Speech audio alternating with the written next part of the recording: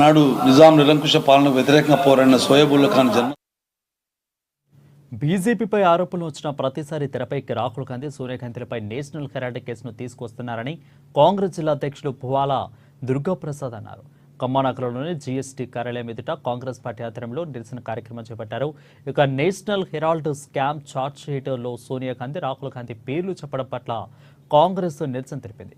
నల్ల జెండాలతో నిరసన తెలిపి ఈడీ డౌన్ అంటూ నినాదాలు చేశారు. ఇక ఈ కార్యక్రమంలో గిడ్డంగుల సంస్థ chairman Rayala Nageswararao, market chairman Hanumantharao, mayor Punikollu Neeraja, కార్పొరేటర్లు పాల్గొన్నారు. అలాగే అన్ని రాష్ట్రాలలో జిల్లా హెడ్ క్వార్టర్స్లో కూడా నిరసన కార్యక్రమానికి పిలుపునియటం జరిగింది. చాలా అన్యాయం, దారుణం.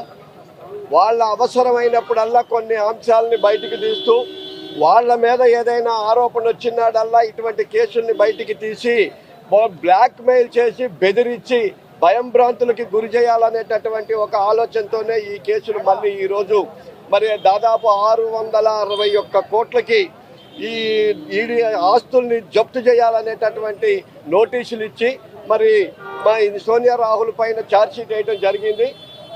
ఈ కేసు 2010-11 ప్రాంతంలోనే సుబ్రహ్మణ్య స్వామి ఆరోపించి ఆ రోజే అలహాబాద్ హైకోర్టులో, ఢిల్లీ కోర్టులో కూడా వేసినప్పుడే దీని మీద అన్ని రకాల విచారణలు, ఎంక్వైరీలు జరిగి ఈ కేసులో ఏమీ లేదు, ఇది నిరాధారమైన కేసు అని చెప్పి ఆ రోజే కోర్టులు తేల్చి చెప్పితే వాటిని మళ్ళీ బీజేపీ ప్రభుత్వం వచ్చిన తర్వాత గాంధీ కుటుంబాన్ని అబాస్పాలు చేయాలనే ఉద్దేశంతోనే వాళ్ళకి ఎలక్షన్లు వచ్చినప్పుడల్లా ఒకటి.